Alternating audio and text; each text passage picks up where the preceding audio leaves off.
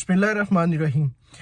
अभी मैंने आपको दो ऐसी होलनाक न्यू डेवलपमेंट के हवाले से अपडेट करना है कि एफएटीएफ पाकिस्तान के साथ इस वक्त क्या गद्दारी खेलने जा रहा है और क्या मुनाफिकाना रवैया जो है वो इस वक्त दिखाया जा रहा है पाकिस्तान के साथ। क्योंकि जितने इंडेक्स और जितने रिपोर्ट्स पॉइंट्स पाकिस्तान के हैं उतने पॉइंट्स ही 2 से 3 बड़े अहम मुल्कों के हैं एफएटीएफ में, लेकिन उनको ग्रे लिस्ट या ब्लैक लिस्ट करने का फैसला नहीं किया जा रहा। मगर इस वक्त ये चैमगोइयां हो रही हैं, ये बातें सुनने को मिल रही हैं कि पाकिस्तान को ऐन मुमकिन है कि ब्लैक लिस्ट कर दिया जाए। क्यों कर दिया जाए और इसके असरात पाकिस्तान के ऊपर क्या होंगे, आपको इसके ऊपर अपडेट करूंगा। दूसरा, इस वक्त जो है वो आप जानते हैं कि मेरी अरब जो कंट्रीज हैं उनकी पॉलिटिक्स के ऊपर बड़ी इस वक्त नजर है और उसकी हर एक बात को हम आप तक आगाह कर रहे हैं। अरब के अंदर जो यूएई ने इस वक्त अपनी पूरी स्टेट को सेकुलरिज्म उसूलों के ऊपर बना लिया है, उसके अंदर जब भारत मुसलमानों के खिलाफ इतनी बड़ी साजिशें कर रहा है कि इस्लाम को हिंदुस्तान से ख़त्म करने के लिए उसने बाकायदा तौर पर असेंबली के अंदर बिल पेश करने शुरू कर दिए हैं, उस वक्त एक्शन लेना तो दूर की बात, उसके ऊपर मजम्मत करना तो दूर की बात, उसके साथ अरबों डॉलर की नई इन्वेस्टमेंट्स की गई हैं यूएई की तरफ से।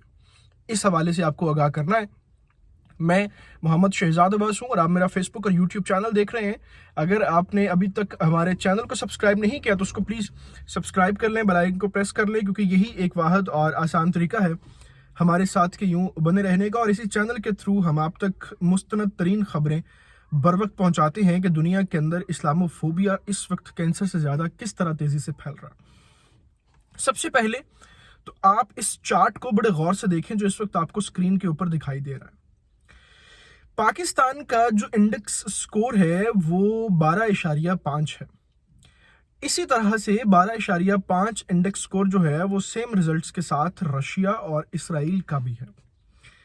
लेकिन रशिया और इसराइल जो है वो ब्लैक लिस्ट में नहीं है, या ब्लैक लिस्ट में होने की इनकी बातें नहीं की जा रही। इसके बाद आप अगर भारत का इंडेक्स स्कोर देखें तो भारत के इंडेक्स स्कोर जो है वो पाकिस्तान से कम है। इसका मतलब यह है कि भारत को तो फिर इस हिसाब से ग्रे लिस्ट में होना चाहिए था, लेकिन भारत इस वक्त व्हाइट लिस्ट में है। दूसरी बात यह है कि एफएटीएफ जो है इसकी गद्दारी आपका इसका अंदाजा आप इस बात से लगाएं। एफएटीएफ अगर आपको नहीं मालूम तो मैं आपको बता दूं, ये एक फाइनेंशियल टास्क फोर्स है जो इस चीज को मॉनिटर करती है कि कौन सा मुल्क कितनी मनी लॉन्ड्रिंग कर रहा है और कितने पैसे वो ऑर्गेनाइजेशंस को दे रहा है जो टेररिस्ट ऑर्गेनाइजेशंस हैं या वो निज़ाम को खराब करने के हवाले से काम कर रहे हैं। अब आप थोड़ा सा जो है वो इनकी मुनाफिकाना सोच और रवैये के ऊपर एक नजर दौड़ाएं। ये कितनी बार डिक्लेयर हो चुका है कि कुलभूषण यादव जैसे कुत्ते पाकिस्तान के अंदर से कितने पकड़े गए हैं जो बीएलए को सपोर्ट कर रहे हैं और भारत उनको पैसा दे रहा है पाकिस्तान के अंदर दहशतगर्दी करवाने के लिए। कितनी बार हमने इसको डिक्लेयर किया और ऑफिशियली डिक्लेयर किया कि टीटीपी के जो जितने भी रवाबत हैं, जितने भी उनको फाइनेंशियली सपोर्ट हो रही है, असलहा आ रहा है, वो भारत से आ रहा है वाया अफगानिस्तान।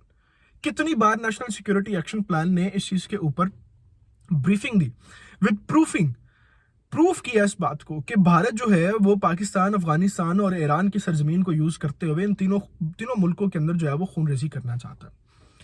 लेकिन भारत जो है वो कम इंडेक्स होने के बावजूद व्हाइट लिस्ट में है और पाकिस्तान जो है वो ग्रे लिस्ट में है और उसको ब्लैक लिस्ट करने का फैसला किया जा रहा है। तो 12.5 के साथ ही फिर आप रशिया को भी ब्लैक लिस्ट कर दें, आप इसराइल को भी ब्लैक लिस्ट कर दें। उनके ऊपर तो आपका जोर नहीं चल रहा क्योंकि वो आपकी कम से कम मजहब के अंदर हम पल्ला भाई तो हैं, कम से कम वो मुसलमान तो नहीं है। ये जो जुनूनियत इस वक्त इख्तियार की है मगरिब ने, और जो इस वक्त जुनूनियत इस्लाम के खिलाफ इख्तियार की है मगरिब ने, ये सिर्फ और सिर्फ इसलिए है कि इन लोगों को इस्लामी निज़ाम और इस्लाम के गलबे हो जाने से डर लगता है।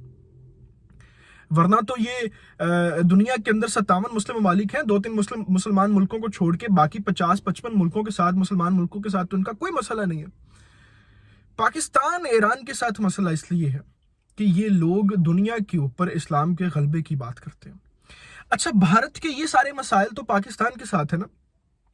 भारत के अंदर इस वक्त जो टेररिस्ट ऑर्गेनाइजेशन चल रही हैं, जो उसने पूरे भारत को सेकुलर बना के तमाम अकलियतों को जो है वो खुडे लाइन लगाने की बात कर दी, एफएटीएफ को ये दिखाई नहीं दे रहा। آپ اس چیز کا اندازہ لگائیں کہ سمجھوتا ایکسپریس میں کتنے پاکستانی بھارت نے مروا دیے، کتنے ایسے پاکستان کے اندر دہشت گردوں کے اٹیکس ہوئے جن میں بھارت ملوث تھا، لیکن اس کے اوپر ایف اے ٹی ایف اس کے اوپر تو دکھائی نہیں دے رہا اس کو۔